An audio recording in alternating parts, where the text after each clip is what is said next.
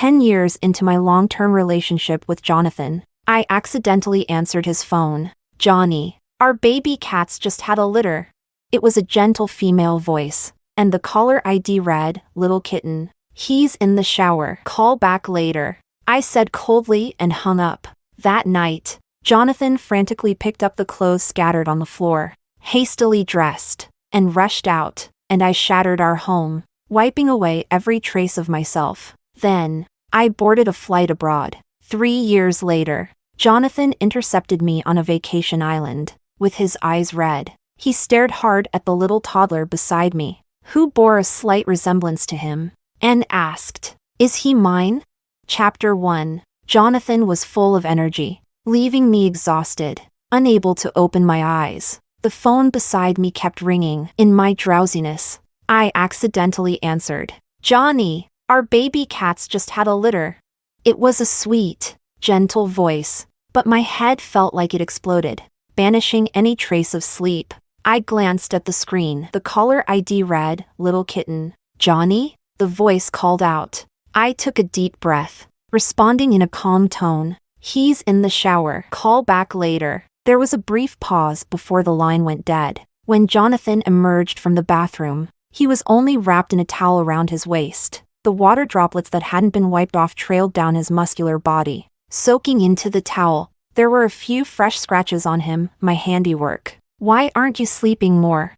He gazed at the faint red marks on my collarbone, his eyes darkening. As he leaned in closer, I handed him his phone, frowning in displeasure. He snatched the phone, tossed it aside carelessly, and pinned my hands down, his breath teasingly close to my skin. "Little Kitten," I said, the moment the words left my mouth. He froze. "She called to tell you your baby was born." Jonathan snapped to attention, hastily grabbing the clothes scattered by the bed, slipping them on carelessly before rushing out. I was left alone, in the home we had decorated together, watching him run to another woman. Chapter 2. The girl was his blind date. They had started talking 3 months ago, from meeting to confirming their relationship. It took less than a month, and they even adopted a stray cat together. She shared food, music, and even random clouds with him. He responded to everything, sending her pictures of his dinners after cropping out any trace of me. Meanwhile, my chats with Jonathan were purely about work. Only in the dead of night, wrapped in each other's arms, would he whisper "wife" into my ear. It was just a word to spice things up, but I had treasured it in my heart for 10 whole years. I chuckled. I reached for Jonathan's cigarette pack from the drawer. I must have gone too long without smoking. As I choked on the first puff, tears sprang from my eyes. My colleague, Sophia, sent me a message. "Ruby, did you know that Koo is in a relationship?" Jonathan and I always kept things strictly professional at work, even arguing frequently due to differing opinions. No one would ever imagine Jonathan teasing me while I sat on his lap, saying, "What can I do? I have to pamper the girl I chose." It would have seemed so out of character. But today, Jonathan added that girl into our company's group chat. "Hi everyone, I'm Koo's assistant, Angelica. Please take care of me." Her group name was Johnny's Little Kitten. Some things don't need to be spelled out to be understood. I don't know how Jonathan explained that call I answered. All I know is Angelica added everyone in the company, checking each person one by one. Sophia sent me an eye-roll emoji, as if work wasn't annoying enough. Now we're her imagined rivals. Soon after, Angelica posted on her social media with a picture of a fox. The caption read, "Don't touch other people's phones without permission. It's rude." Jonathan liked the post. I swung a bat and smashed everything in the house. When I finally surveyed the mess, I smiled in satisfaction. When the cleaning crew arrived, I was sitting on the only untouched couch, lost in thought. It wasn't that it was precious, I was just exhausted. Really, so exhausted. "Miss Lou, are you all right?" Seeing my disheveled state, one of the cleaners asked with concern. Jonathan's chat window was still frozen from 2 hours ago. I shook my head gently, giving a genuine smile. "Pack up all the ladies' items in here." Chapter 3. Jonathan and I were college classmates. He grew up in a well-connected family. With a secure future laid out for him, he only needed to follow the path. But But he was stubborn, breaking away from his family to start his own business. I became his first business partner. He provided the funds. I provided the effort. I once asked him, "Why me?" There were plenty of people more capable than I was in college. He absent-mindedly twirled a pen, gazing at me intently. A genuine smile broke across his face. "I like you," he said. I was stunned. That fighting spirit. It was that fierce ambition of mine that once captivated him. Later, that same ambition became something he feared. Angelica was different from me, pure and simple. The woman he needed to marry was someone like her. A gentle flower who would orbit around him. He was clear-headed, knowing exactly what he needed, and he put it into practice. Jonathan and I were alike, both rebels, both fighters, like predators lying in wait. And because of that, we operated in sync, going back and forth in the business world. The maneuvering over drinks, the ruthlessness in real operations, it all led us to success. The night we made our first big fortune, we drank too much and lay on the bed, surrounded by red bills. Jonathan turned his head to look at me, his eyes filled with something I couldn't quite understand. "Ruby, you're amazing." I smiled. "You're not so bad yourself." After working relentlessly,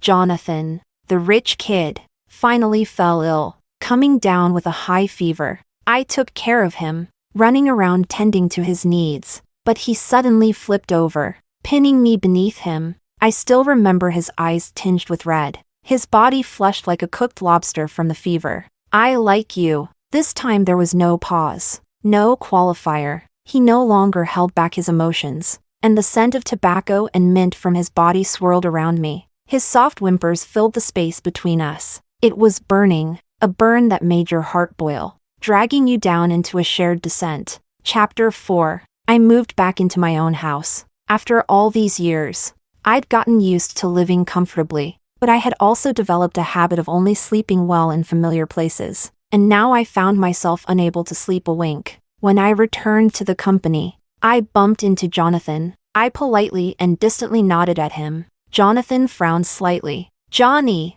Angelica came running over, positioning herself between us. "Hi there. I'm Johnny's fiancé," she said. I nodded and replied, "Hello." At the sound of my voice, a flicker of recognition crossed her face. Without further pleasantries, I stepped into the elevator. "Ruby, right?" Angelica chased after me, Jonathan close behind. "I've heard Jonny mention you often. You're quite competent at work, but, as a woman, it's not ideal to constantly be surrounded by men. You should go shopping with girlfriends. Enjoy some spa treatments, it's more relaxing. Leave the work to the men. Isn't that right, Jonny?" she said, turning to him. Jonathan gently ruffled her hair, his voice dripping with tenderness. "Do I dare disagree?" Angelica's taunt left me unbothered.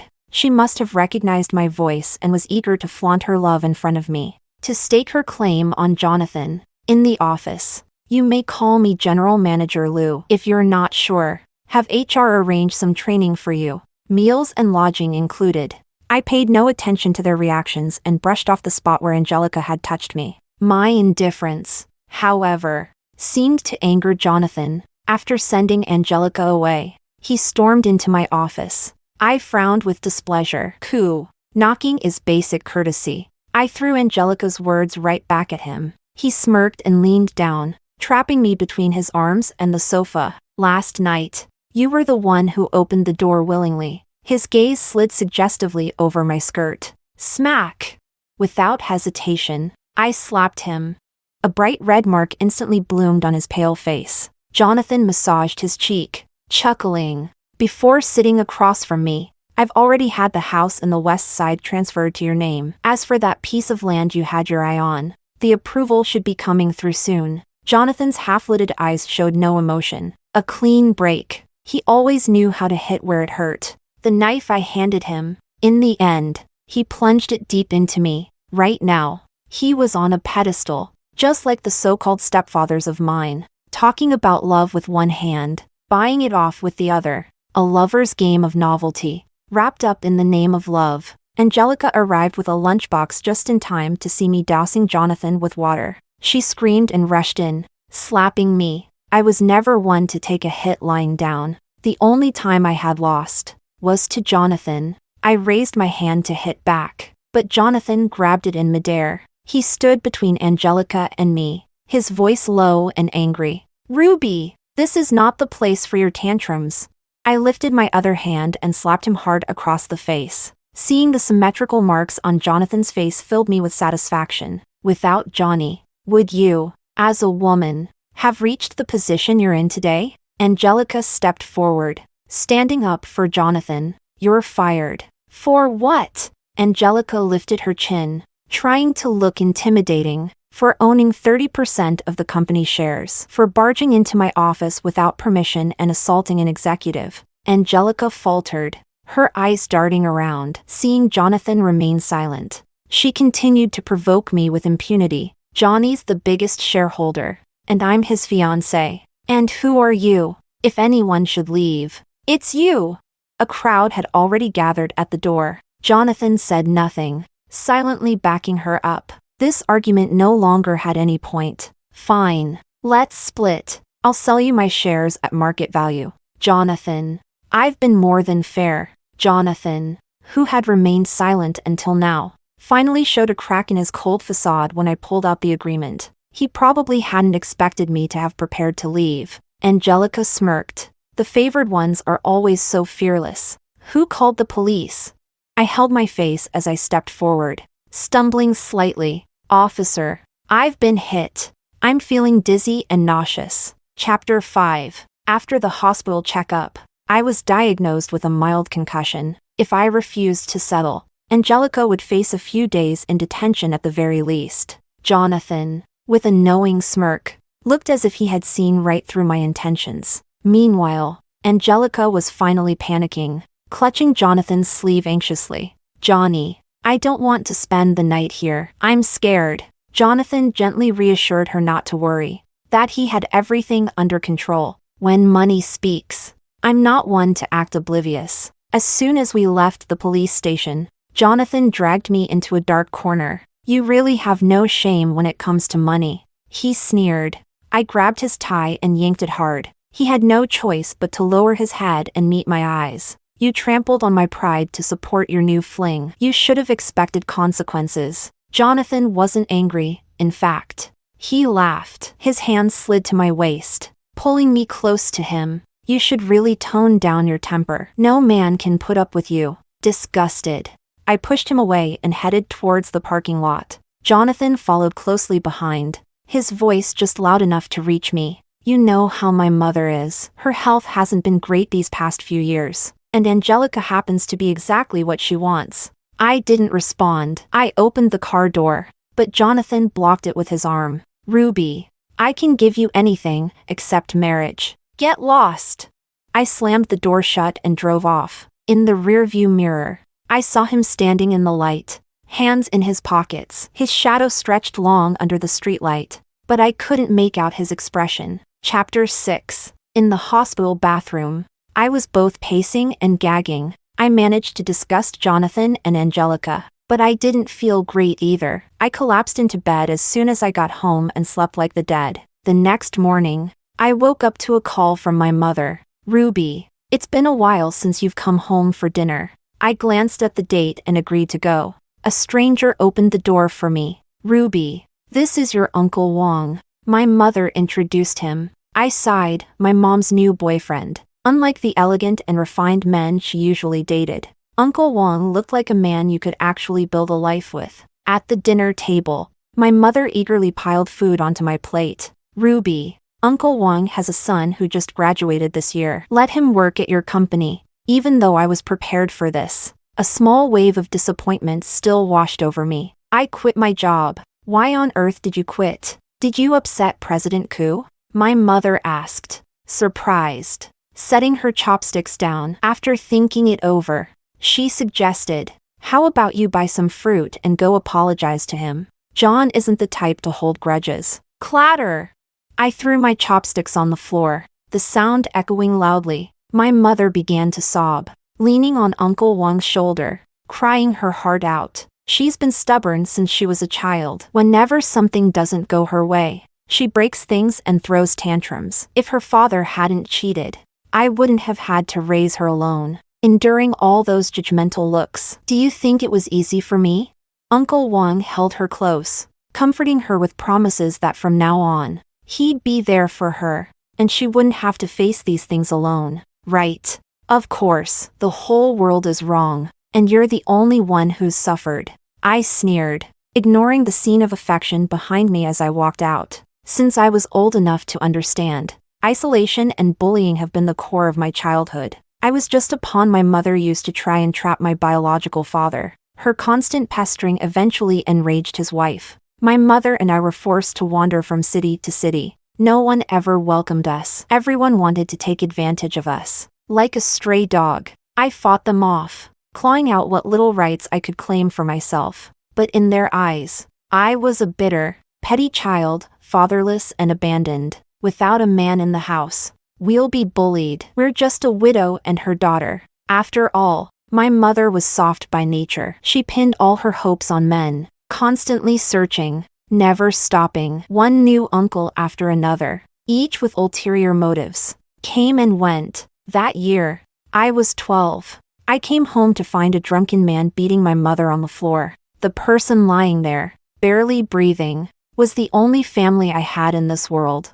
I used every ounce of strength to fight that grown man. He, having lost all reason, pulled out a knife. I felt relief then, thinking that maybe everything would finally be over. But my mother threw herself in front of me, clinging to me without hesitation, her white clothes slowly soaking with blood. I thought then, in this life, we are destined to torment each other. Chapter 7. You gave so much to the company. Are you really willing to just let it go? Sophia, who I had mentored, was saddened by my departure. I rested my chin on my hand and took a small sip of sake. Let it go? 10 years of love and hate, of entanglements and fantasies about the future. But when it came down to a choice, there was no winner in this game. There's no going back. The best move is to walk away and cut my losses while I still can. Seeing I had no intention of returning, Sophia began to vent her frustrations. To appease Angelica, Jonathan had given her a cushy executive role in the company, but Angelica's constant paranoia led her to interrogate every unmarried woman at the company, implementing absurd rules, even banning makeup and skirts at work. Clients weren't immune to her whims either, which cost the company several deals. This was something I hadn't anticipated. The usually steady and capable Jonathan, allowing such reckless behavior. Maybe the Jonathan I thought I knew never existed, or perhaps Angelica was the exception to everything. But none of it concerned me anymore. On the day I left the capital, it was drizzling lightly. My mother was busy bonding with her new stepson. After a few rushed reminders over the phone, she quickly hung up. Just before boarding the plane, I got a call from Leo. He was one of Jonathan's childhood friends. We had met a few times and were fairly familiar with each other. I don't know how he found out I was leaving the country. Ruby, you don't need to run off abroad. I've arranged a meeting. Jonathan will be there too. Let's get everything out in the open. We can all still be friends. Chapter 8. In the private room, Leo clutched his phone, his face looking rather grim. On the other end, Ruby had hung up on him. When he called back, all he got was a cold, mechanical voice. The atmosphere in the room instantly dropped to freezing. Jonathan's eyes were darker than ever, barely containing his anger. The call had been his idea. He had thought that if he showed a little weakness, Ruby would take the opportunity to reconcile. He had to admit, he had treated her pretty well, hadn't he? When he first noticed Ruby, it was indeed her beautiful face that caught his attention. But later, it was her unyielding spirit that captivated him. He still remembered Ruby standing on the podium, questioning the fairness of the scholarship, her small figure defying the established rules. He admitted, Ruby was excellent, but the capital city was full of shining stars like her. He gave her resources, connections, lifted her to the position she held today. He even publicly acknowledged their relationship in front of his friends. What more could she want? Jonathan, if you can't let her go, then go after her. Leo, who had just reconciled with his own wife, offered sincere advice. Jonathan lit a cigarette, scoffing, It was just a game. She really thought she was something special. Jonathan's tone was casual, but his recent odd behavior betrayed his true feelings. For instance, letting Angelica's nonsense go unchecked, ensuring the rumors reached Ruby. He also kept asking about Ruby's whereabouts, lingering several times outside her apartment building before leaving without a word. Leo had tried to get him to realize his true feelings more than once, but Jonathan didn't care. What right did Ruby have to act tough with him? She was only holding on to a little of his attention. That's all. He could give her everything, and he could take it all away. Now that his relationship with his family had improved, he only needed to say the word. People would line up to do his bidding. What happens when someone who's built on careful calculation loses everything? He was waiting for that day, the day Ruby would be forced to her knees, asking for his forgiveness. Then, out of the kindness of their 10 years together, he might just take her back. Chapter 9. After turning off my phone, my world finally found some rare peace. For the past 27 years, I had been racing forward, never daring to stop. It felt like if I paused, the world would abandon me. Ruby, what are you chasing? I asked myself. There was a hollow emptiness in my chest, but no answer came. They say that at the end of the world, if you've seen the aurora, your wishes will come true. After landing in Northern Europe, I found a small guest house to stay in. Jonathan and I had been here once for business, but that time, we were in a rush to return because of a snowstorm. Many others shared my goal, and by chance, we all ended up staying in the same guest house. Some were there with friends, others with family or partners. Together, we unintentionally formed a little sightseeing group. The town had no high-rise buildings, just endless snow-covered mountains and fjords.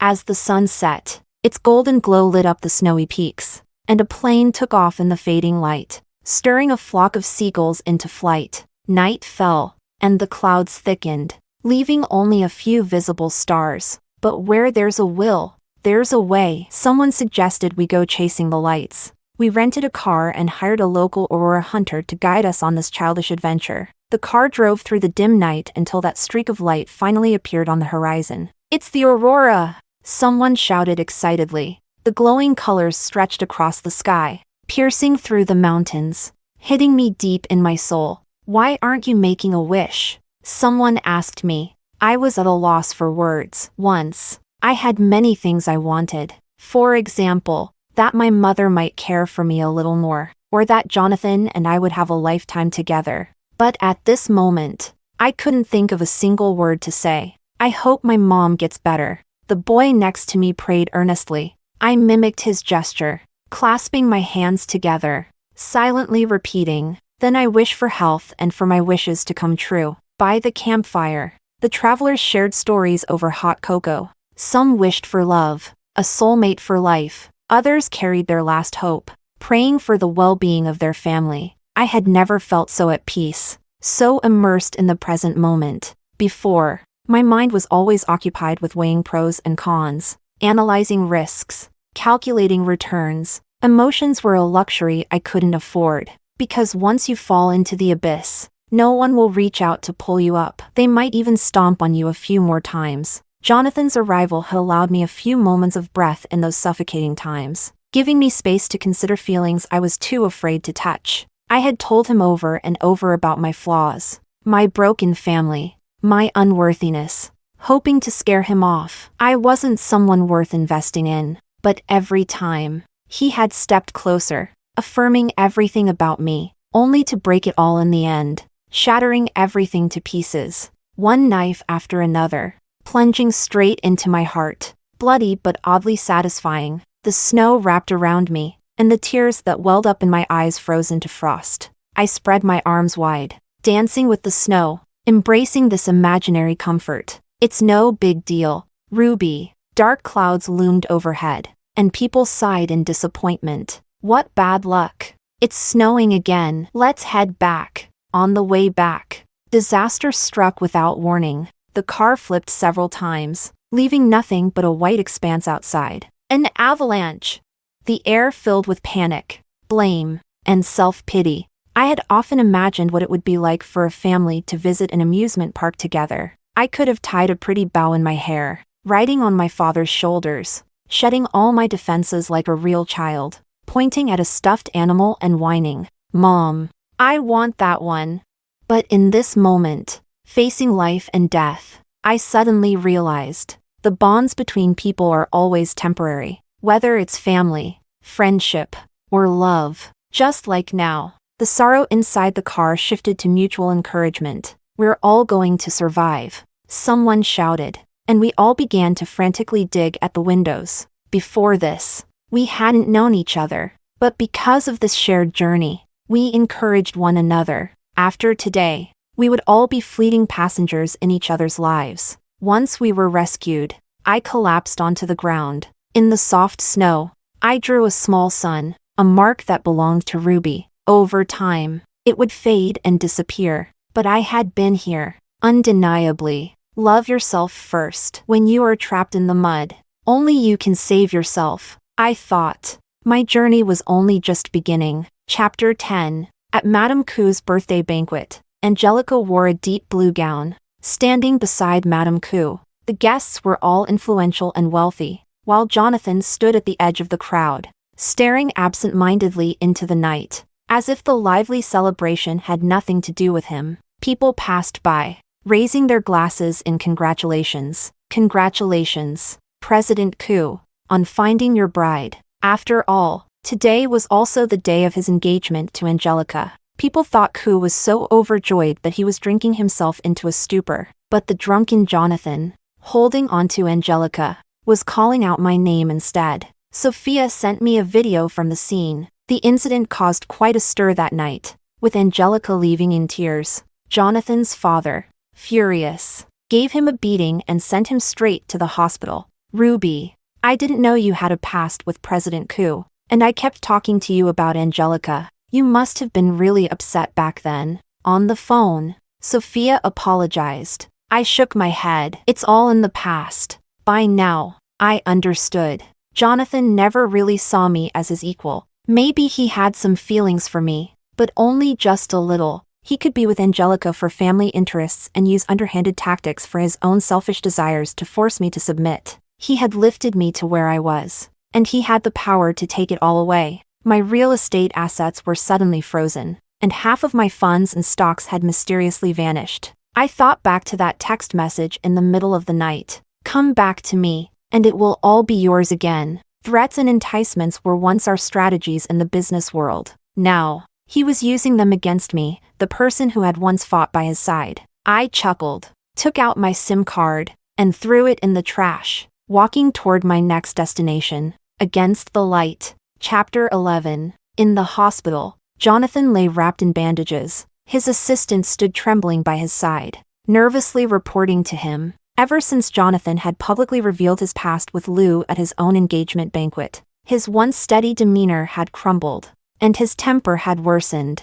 The general office was suffering as well, spending almost every day in contact with foreign officials, tracking Ruby's every move abroad and reporting back on every detail. MS. Lou has gone missing. Avalanche, she's buried under the snow. No. Before the assistant could finish, a glass flew past his forehead, shattering against the floor. "That's nonsense. Get out!" Jonathan, ignoring the pain of his still healing ribs, propped himself up and personally began searching for answers. The same response came back: she was missing. The news was reporting on a Western European town where an avalanche had occurred due to extreme weather, and tourists were trapped, with rescue efforts underway. "She'll be fine," Jonathan muttered to himself, shaking his head. "She's too cunning. She must be hiding somewhere." Ignoring all objections, he ordered a private plane to be prepared immediately. He was going to fly to Northern Europe and bring her back as quickly as possible. But before he could leave the hospital, people dragged him back to his bed. To prevent his injuries from worsening, Madame Cou had him tied to the bed and sedated. She had never seen her son in such a crazed, irrational state. Jonathan had once brought that girl home, but she wasn't from a good background, too burdened and weighed down by life. Madame Cou had seen women like her before, using tricks to manipulate men, just as her husband's mistresses had done. She didn't want her son to go through the same thing. "Mom, please, let me go find her." Jonathan begged. Looking pale and frail on the hospital bed, her heart softened, and she promised her son that as long as he recovered, she would find Ruby. The Koo family used all of their connections, but it was no use. All they found was a diary and a pregnancy report. The report showed that Ruby had been pregnant for over 3 months. Jonathan's eyes reddened as his trembling fingers opened the diary. Jonathan, you once said that lovers who see the aurora together will meet again in their next life. Unfortunately, we never got to see it, and now we're lost. I brought our baby to see it. The aurora was beautiful. If you were here, I'm sure you'd be in awe of nature's wonders too. Yes, I'm pregnant. Even though you took precautions, this little life still found its way to us. Is this the universe telling us our bond isn't over? I wanted to come back to tell you about the baby. I've always been a victim of growing up in this environment. But in this moment, I wickedly thought about using the baby to keep you. The news reported your engagement to Angelica, so I canceled my return ticket. The sights and experiences from my trip, even something as simple as a cloud, I wanted to share with you. In the past, I would have never dared to dream. I knew our differences, so I never stopped to rest, forcing myself to keep up the courage to stand by your side. The snow is swallowing us whole. The baby and I may never make it back. It seems fate has decided that neither I nor the child was ever meant to be wanted. Jonathan was already sobbing uncontrollably on the hospital bed. The last entry was dated February 20th, their 10-year anniversary. The final words read, Jonathan, congratulations on your wedding. Wishing you happiness and many children. Chapter 12. Jonathan seemed like a completely different person, staring blankly out the window. These days, Jonathan's thoughts were filled with memories of Ruby. Every little moment they had shared. They had spent 10 years together, 10 years of days and nights, intertwined, supporting each other. He had fallen deeply for her. Beyond physical attraction, there was a spiritual connection between them. It was only after spending a few days with Angelica that he realized what he needed wasn't someone who would orbit around him with soft words and gentle care. What he needed was someone who, with just one glance, would overcome any obstacle and stand by his side, moving forward with him in perfect sync. But he had lost her, along with their child. What had he been doing at that time? Oh, right. He had been busy getting engaged to someone else. The thought made Jonathan feel like his heart was about to explode. An uncontrollable, piercing grief tore through his chest. As if he were on the brink of death, Jonathan lay in bed, surviving on nutrient drips. Leo came to visit him a few times, but seeing Jonathan's state, starving himself, he couldn't help but curse him out. What were you doing before? Now she's dead, and you're pretending to care? At the sound of his voice, Jonathan struggled to sit up but, weakened, could only choke out a reply. She's not dead. She's not dead. She and the baby are both fine. If Jonathan weren't so close to death, Leo would have punched him right then and there. Then go find her. For God's sake, what good is pretending to die doing anyone?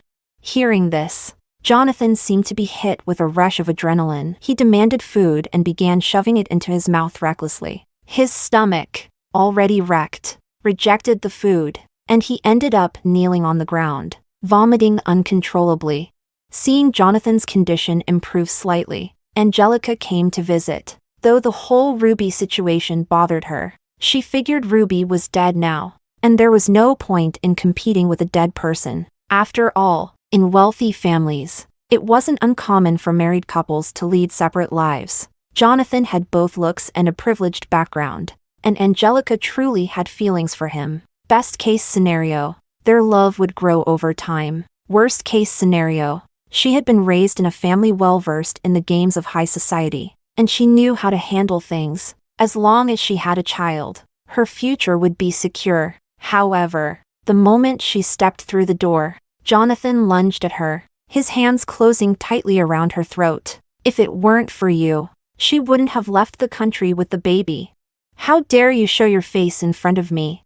You killed her. His grip tightened, and Angelica couldn't even muster a complete cry for help. Jonathan had lost his mind, completely lost it. If Madame Koo hadn't arrived just in time, the consequences would have been disastrous. Enraged, Mr. Koo ordered Jonathan to be sent for isolation and treatment. As Jonathan's body slowly healed, he bided his time, waiting for a chance to escape. Finally, one day, during a shift change when security was lax, Jonathan made his escape, driven by a desperate need to reunite with the love of his life. And so, he searched through the snow-covered mountains, year after year. Chapter 13. 3 years later, I was on vacation on a small island in the southern hemisphere. Next to me, the little one was waving his chubby hands. "Buy me an ice cream, please." The young man applying sunscreen to my back chuckled. "Call me Dad, and I'll buy it for you."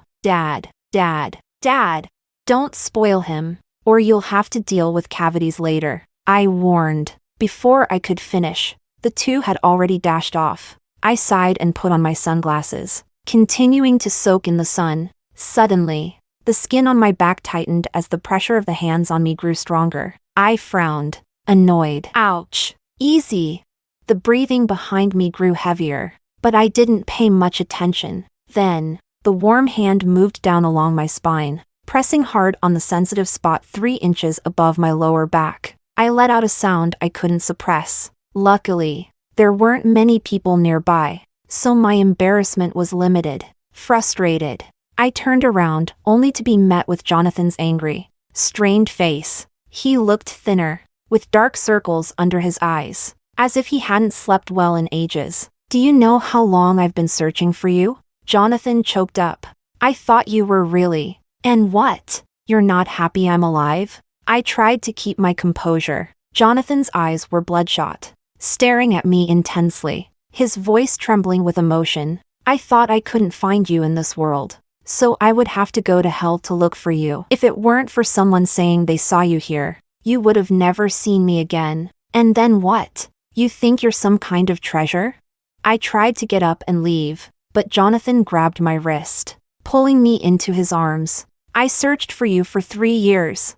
3 whole years, surviving only by holding onto the notebook you left behind. Getting through the long, freezing nights. I gave up everything for you, even knowing you lied to me. I still foolishly softened. I just want us to go back to the way we were. Isn't my sincerity enough? Is this how you repay my feelings?" Jonathan's eyes reddened as he shouted, breaking down. "Ruby, do you even have a heart?"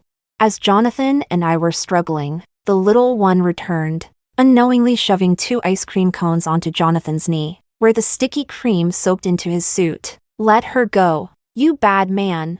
Jonathan glanced down at the child, noticing the resemblance in their features. His expression softened for a moment. "Is he mine?" Before I could respond, the boy yelled into the distance, "Dad, hurry! There's a bad guy here." Jonathan's face darkened as he gritted his teeth, hissing through clenched jaws. "You let my son call someone else Dad?" Michael returned at that moment, punching Jonathan squarely in the face. Jonathan wiped the blood from his lip, stopping his bodyguards from retaliating. "Ruby, come back with me," Jonathan demanded coldly, "or I'll kill this pretty boy." Michael, still hot-headed, fired back immediately. "Old man, try it." Lee family's bodyguards closed in, standing by for orders. Their family had the power, but I didn't want to be dragged into it. "Our child is gone." I didn't say anything else, just took the little one and turned to leave. Jonathan and his guards moved toward us, but Lee family's security held them back. "Don't leave. You said you loved me." I refused to believe that everything in that diary was a lie. Jonathan's desperate cries echoed behind me. 3 years ago, I had been under constant surveillance, with obstacles at every step. I had no choice but to bribe my way out, blocking all news about myself, and I gave Jonathan a little parting gift. I wanted him to remember me and our child, how he had died in utter despair while he was off with his new lover. I wanted his guilt to grow and fester, haunting him every time he dared to touch happiness. That diary he held on to, half of it was true, half of it was a lie. The little boy's mother was my business partner. I had adopted him as my godson. Jonathan, refusing to give up, secretly took a strand of the child's hair for a DNA test. The result crushed him for a long time. He had to face the fact that our child was gone on the day of his engagement to Angelica. to another family where love thrived between the parents. Chapter 14. Jonathan didn't return to his home country. He found out where I was living. Compared to his search 3 years ago, I wasn't surprised he could find me now. I had already moved on, 3 years had passed, and there was no need to avoid him anymore. Ruby, give me a chance to make it up to you, please? Jonathan blocked my way, the once prideful man I had known now bowing down, begging. I paused, looking at this man who had once been my partner, my expression cold. If everything can be made up for, then what about the me from 3 years ago? The one who was desperate, cornered, and hopeless? Jonathan, we're adults now. Let's have some dignity. I paused again, remembering the words he had once told me. Let's part ways peacefully. Jonathan tried to approach me, but my assistant, Marco, stepped in. Sir, please show some respect. Marco said calmly but with authority. If you continue to cause trouble, we will take legal action to have you deported. Marco opened the car door, carefully shielding my head as he helped me inside. Jonathan clenched his fists, watching Marco's overprotective gesture with fury. And who the hell are you? After closing the door, Marco handed Jonathan his business card without a word. I am Lou's personal assistant. Marco, if you need to schedule a meeting, please contact me first. As the car smoothly drove off, I glanced back. Jonathan stood there, fists tight, glaring in the direction we were heading. I couldn't help but laugh, teasing Marco, who sat in the front seat. Marco, you always seem so calm, but I didn't expect you to be so good at getting under people's skin. Marco remained expressionless. It's part of my job. TSK. So serious. No fun. I lowered my head and started going through documents. Unseen by me, Marco's eyes stayed fixed on the rearview mirror, fists tightening as he watched the shrinking figure behind us. Chapter 15. Thanks to Marco's efforts, I rarely ran into Jonathan anymore. I acknowledged his competence and raised his year-end bonus by another 2%.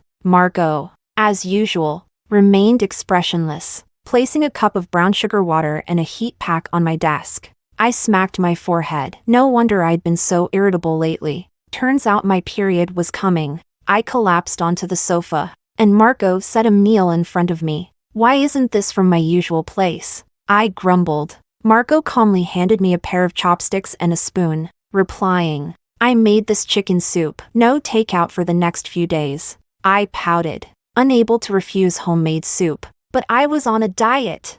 Before I could voice my dilemma, Marco ladled out a bowl and handed it to me. Speaking softly, I skimmed the fat off. It won't make you gain weight. I couldn't help but comment. Whoever marries you should set off fireworks for 3 days straight in celebration. Marco looked down at me as I drank the soup, a fleeting emotion I couldn't decipher passing across his face. He opened his mouth as if to say something, but 2 childish voices interrupted him. Godmother, Godmother, Ruby, my godson and I came to see you.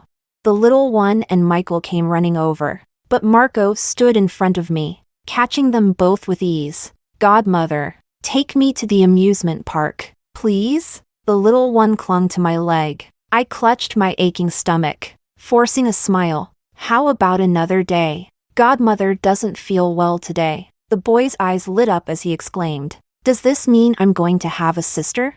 His chubby face nuzzled against my stomach. Godmother, you finally agreed to give me a little sister. Me? I glared at Michael, who was off to the side, awkwardly fidgeting with his fingers. Marco promptly picked up the little one by his collar, carrying him out. I've prepared some holiday homework for you. When Marco returned, I had just finished scolding Michael for causing a scene. Michael was about to drink the chicken soup when Marco swiftly took it away. Assistant Marco, what's the meaning of this? Michael frowned in displeasure. Marco's expression remained neutral as he smirked slightly. This soup has certain effects on men that you might not want. What the hell?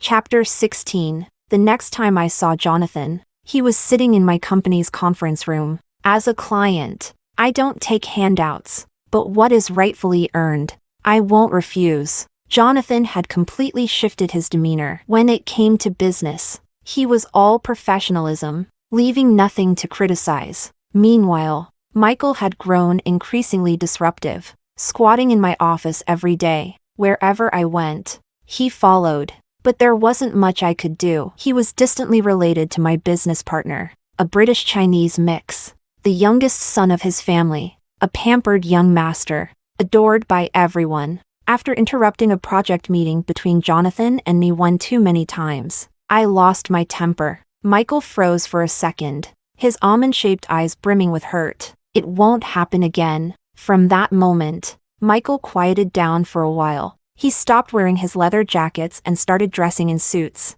His long hair, usually slicked back with gel, gave him a slightly more mature look. Dressed up, he looked the part. Michael slapped a contract down on the table, retorting, "I'm not a kid. I'm already grown." I'm not sure what pushed him, but Michael suddenly went home to inherit a company, insisting on negotiating a partnership with me. When it came to business, he was tired and hungry, struggling to stay awake, but anything involving Jonathan instantly had him on high alert. Like a dog protecting its food, his eyes narrowed, and his hostility was blatant. Though I felt uneasy about it, I chalked it up to his spoiled temper. Until the project was completed and we attended the celebratory banquet, Jonathan raised his glass to me, clinking it lightly, his gaze intense. "Ruby, we still work so well together. To say we're a match made in heaven wouldn't be an exaggeration." Before he could finish, the lights dimmed, and a soft, romantic melody played. When the lights came back on, Michael was walking toward me, holding a bouquet of Ecuadorian roses. He knelt on one knee, presenting a diamond ring in front of me. "Ruby, will you marry me?" I quickly pulled him up, lowering my voice. "Are you crazy? I'm 11 years older than you." Michael grasped my hand, his tone filled with hurt. "Is it because of my age? I'm grown. I can be mature and dependable too." I sighed and gently pushed his hand away. "You don't have to change for anyone. I've always seen you as a playful little brother." Michael's eyes dimmed for a moment before hope flashed in them again. "Then try seeing me as a lover instead." Just as I was wondering how to let him down gently, Marco appeared, draping his coat over my shoulders and leading me off the stage. Back at the villa, I breathed a sigh of relief. Marco brought me a cup of calming tea, then stood behind me, rubbing my temples with his thumb. "Thank you. It's part of my job." My business partner called. I pursed my lips and answered. "You've got some nerve. Stop teasing me. I'm about to lose my mind." Michael, British Chinese, 187 centimeters, worth billions. How is he not good enough for you? I'm 11 years older than him. He's just a kid. Michael's voice broke through on the other end. "I'm not a kid. Ruby, I really like you."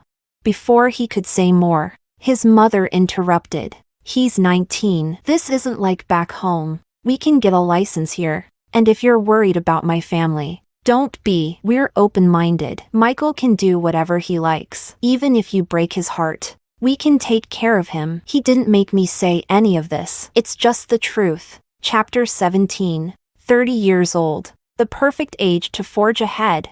I righteously rejected Michael's proposal. He remained undeterred, using work as an excuse to linger at my company, silently competing with Jonathan. I had no choice but to avoid both of them as much as possible, leaving Marco to deal with them. Marco always managed things smoothly, and I enjoyed a brief period of peace. But such peaceful days didn't last long. Jonathan, slightly drunk, showed up at my door, causing a scene. "Ruby, what will it take for you to forgive me?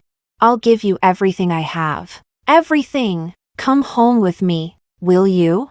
Michael, of course, was causing trouble right alongside him. "No one would even take your filthy stuff if you threw it in the trash." "Ruby, don't take his. Take mine. Mine's clean." Pinching the bridge of my nose, I peeled off the face mask I had just put on. I resisted the urge to slap them both and call bully family, asking them to pick up their drunk young master. The shouting outside didn't cease. Jonathan, in truth, didn't see Michael as a rival. He was more wary of Marco. Jonathan was convinced that Ruby would never go for a loud, immature boy like Michael. He was certain that in terms of character and capability, He was far more stable than this spoiled heir. Jonathan snorted, and Michael, feeling provoked, instantly flared up. You old, broken man, still full of yourself. The jab hit its mark, and Jonathan, fueled by both rage and alcohol, lashed out. Ruby and I were together for 10 years. We even had a child. Jonathan froze as the words left his mouth. It seemed his competitiveness had boiled down to this one fact, now thrown out in desperation. And yet, you couldn't even keep her heart. That just shows how pathetic you are. Michael retorted without hesitation, shoving Jonathan until the man collapsed to the ground, dazed. By the time I opened the door, the Lee family had arrived to collect their young master. I had never seen Jonathan look so defeated. Slumped on the ground, he gazed up at me with eyes filled with despair. Ruby, do you know? In the 3 years I searched for you, I had the same dream over and over. I'd see that child crying, waving, asking me why I didn't want him. My heart felt like it was being ripped apart. I'm sorry, Ruby, I'm really sorry. Jonathan covered his face with one hand, trying to protect what little dignity he had left. But tears still seeped through his fingers. I sighed. Go home, Jonathan. Don't come looking for me again. We can't go back. As I looked at him, once so confident, now worn down after 3 years of torment, I noticed the silver strands appearing in his dark hair. Despite his still relatively young age, the discomfort in my chest grew. It was time to finally sever this painful connection. Jonathan fell to his knees, clutching at my clothes. Please, just give me one more chance. I've lost everything for you. Have some mercy on me. Forgive me, please? I didn't look back. My silence was the answer. Falling in the same place twice is enough. The past cannot be undone, but the future still holds possibilities. Chapter 18. Under the street lamp, Jonathan could no longer hold back his overwhelming emotions. Grabbing at his chest, he curled up in a corner, letting out heart-wrenching sobs. All he could do was watch as the love of his life walked away, never looking back. There had been a time when he thought death and separation were the most painful things, but the agony of reaching out, only to find the one you long for forever out of reach, was far worse. The one who had gone away was the gold he had discovered in his youth. But now, that gold no longer belonged to him. It had left him behind, entirely, in some distant place. That same gold still shone, radiating its beautiful light, and Jonathan had to face the bitter truth. Ruby was thriving without him. She had never needed him to succeed. In this story of heartbreak, only he was left standing still, eternally left behind in the past.